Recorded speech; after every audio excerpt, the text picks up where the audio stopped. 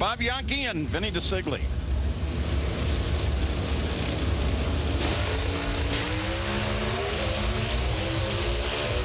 Vinnie in a great 60-foot. Oh, whoa! Second time we've seen that kind of situation this weekend as Deceglie gets it on its roof. Still shedding parts down the track. almost exactly like we saw with Gordy Rivera, only got this time Vinnie's got a fire underneath there. We wait for the arrival of the safety safari. They can get that out. Vinnie right now is in a physically safe position, and he needs to get out of that car. Fire is now pretty well burned itself out. What's going on there, Mike? Twice in the same weekend.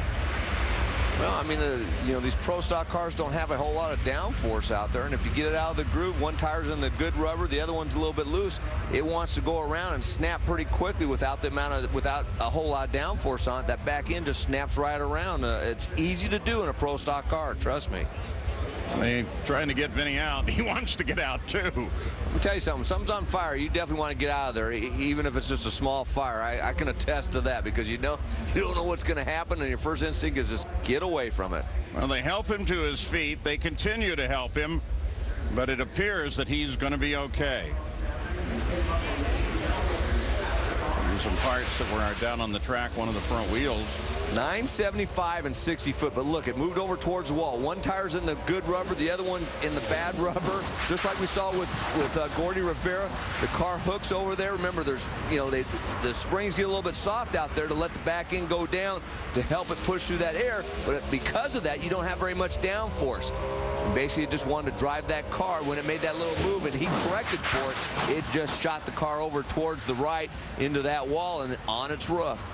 Yeah, the lens foreshortens the distance a little bit, but he wasn't that far behind Bob Bianchi when they had that happen. Just passed right behind him. They had identical numbers up to the point where Vinnie made that move, and you know, like I said, a great 60 foot for Vinnie.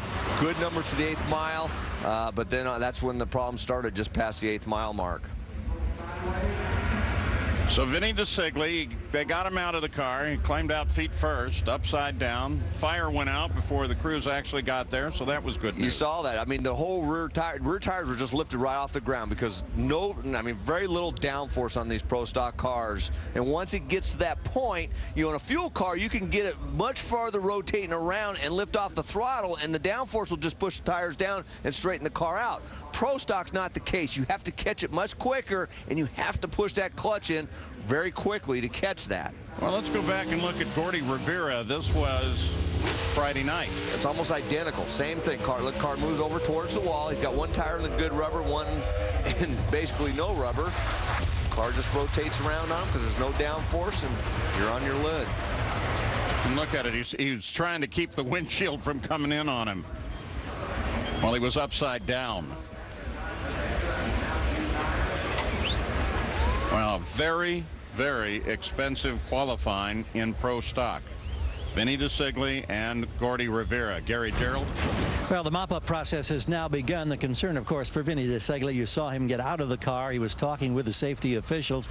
He wanted to stay there and survey things, and they insisted that he get into the ambulance there. They want to observe him, as is, of course, the usual precaution. They've taken him to the top end of the track. They'll sit there and let his, you know, heart rate and everything calm down and make sure that everything is just fine. Meanwhile, the crew works now to remove this damaged race car. Well, you may say, well, when they're obviously walking around and okay, well, why would you do that? Well, just remember Mark Donohue, Formula One car. He was fine when he got out and died several hours later. He had a subdural hematoma that, because he didn't see a doctor, they never detected, and it killed him.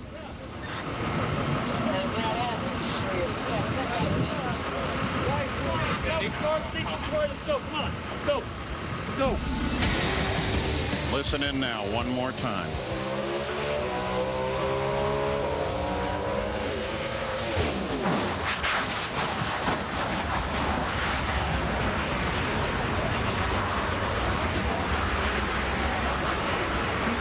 Rivera and Vinnie Deceglie look similar. Try this out. This was Gordy from yesterday and Vinnie from today. Look at this. Identical. I'm sure Vinnie was probably a little bit further down track by a few feet because he was running quicker than Gordy at the time. But boy, they went over about almost exactly at the same time. And the same thing, look, they got out of the groove over towards the wall. Half track, there's hardly any downforce on those pro stock cars. For whatever reason, it just kind of lifted the back end up and then spun them right around and into the wall. Dave Reeve. Now, the first question I've been asking, is this an isolated incident, or are these things related? And a lot of the guys up there, Mike Edwards, Greg Anderson, Ron Krischer, just to name a few, think that these incidents are indefinitely related. That's because there's a bump that exists somewhere between the transition at about 650 feet out to about the 1,000-foot mark. The cars really want to get upset there. They say it spikes the RPM about 150 RPM. And consider the fact, too, that these guys Mike, have been a little bit out of the groove. There's no contact out there anyway. Now you've got a car with the tires spinning even more freely. That's why these cars are getting upside down. But it does have everybody's attention at the starting line. And thanks, Dave. I do not believe in coincidence. And take a look at Ricky Jones. Watch the rear tires there. He's on the right side of the group, makes a little bit move, and then the back end starts to wash out, and then it comes over on the other side. Ricky says, I don't like the way this thing feels. He pushes in the clutch and pulls the parachutes. Parachutes will always straighten a race car out as long as it's not rotating completely around. Good presence of mind there. They really studied that section of the track, Mike. Yeah, I mean, and part of the issue is the bump. And I remember now in a fuel car, and I'm sure it hasn't changed, there's always been a bump in that left-hand lane, and it was always worse if you got towards the wall. So you always wanted to keep the car on the right side of the group if at all possible.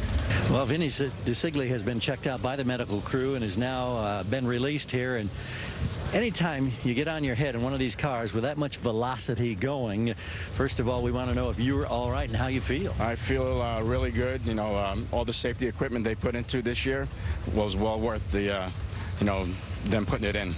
Were you in top gear when that happened? I was in fifth gear, and I think it was probably about 1,000 foot when it happened.